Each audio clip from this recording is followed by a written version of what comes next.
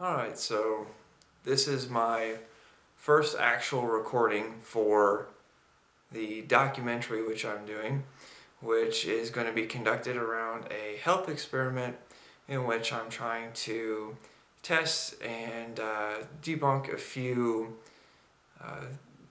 few things that we think we know about nutrition, and try to learn some things that I have to question about nutrition.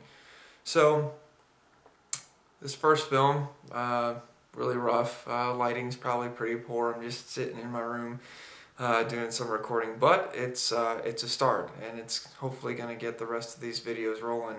I'm very excited about everything that's coming up.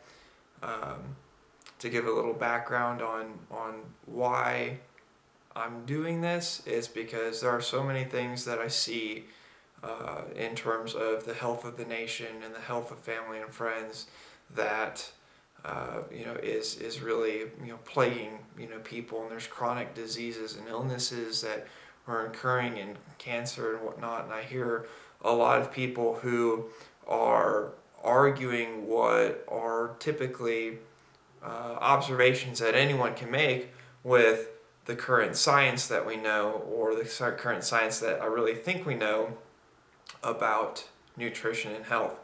So I still remember back when I was about 16-year-old, sitting in a AP European history class when we're going over some of the scientific revolution, and I'm thinking, wow, how many things in history 200-300 years ago did we think we really knew, and that we think that we really knew the facts on, and it turns out, again, 200-300 years later, we were completely wrong. And I always thought, what about right now do we think we know so well that we're going to just find out we're completely wrong about? And I think nutrition is it. There's so many things about our bodies and the food that we eat that I just don't think that we understand, that we've seen things on. So many health studies, particularly when it comes to weight loss and weight gain, so many studies show inconclusive results, and you can find studies that prove one thing or the other that end up, or that are disproven in another study that's essentially arguing the opposite. So when I look at these things, for instance, having inconclusive results and even different results in the same studies depending on a lot of conditions, to me it signifies that we're looking at the wrong things. So hopefully we get some consistent results in this particular study to show that, hey, maybe we are looking at the right thing. So again, this is the first video. This is just, hey, get things started recording and see what goes on. Just got done with a about 3-hour road trip coming back from Oklahoma City to the Dallas area, as I make my commute every single weekend because I work in Dallas now, and I have a 5-year-old daughter in Oklahoma City. So this is at the end of that. A lot of times right now, I'd be feasting on some carbohydrates, and you'll find a lot of people that tell you that, for one, it's bad to eat before you go to bed, and a lot more people that'll tell you, particularly, it's bad to eat carbohydrates, towards the end of the day. However, I tend to eat a lot of carbohydrates before I go to bed, and I think I'm in pretty good shape and pretty good health and low body fat percentage. So,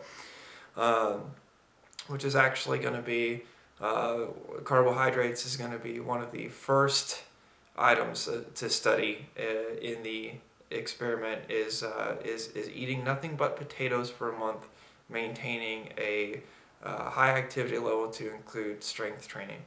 So we'll see what happens. But a little bit more for right now. It's just I'm going to start doing some recording, hopefully over the next 2 weeks, to establish kind of my daily pattern and the food that I eat and my daily routine prior to the actual study. I do believe that what we do before we start measuring things is actually just as important as when we start measuring things. I believe that my my fitness routines and my diet over the last not just month or 2 months or 6 months, but over the last year and 3 years, that my entire history of my body has a lot to do with the results that we're going to see. And part of my preconditions for this experiment is that I'm healthy and I'm strong. Now I know if you look at the bodybuilding community, powerlifting community, in terms of what strong means, yeah, I'm nowhere close. For example, my best lift is a deadlift. Right now I'm weighing in at about 163 pounds. The last time I maxed deadlift, I got 355 pounds, so which I was pretty pleased with, and that's still, a good amount over 2 times my body weight. And again, for an amateur, I think that's decent. So anyway, more to come. We're gonna see what happens with my diet, maintaining strength level activities. Again, we're gonna see what I'm doing now and kind of how I typically eat, and as well as I'll cover some more in-depth details, not on camera but in notes, about my whole history over the last over about the last 10 years. So again, really excited. The first video to anyone who might see this or comes on. I hope you're ready for the ride, because I hope that this shakes some things up. So on that note, it's time for me to eat some carbs and go to bed. So actually, I think I'm going to eat some fruit, because I don't have anything prepared in terms of potatoes or grains right now. So to that, everybody, hey, good night, and hopefully you're going to be along for a crazy ride. So take care.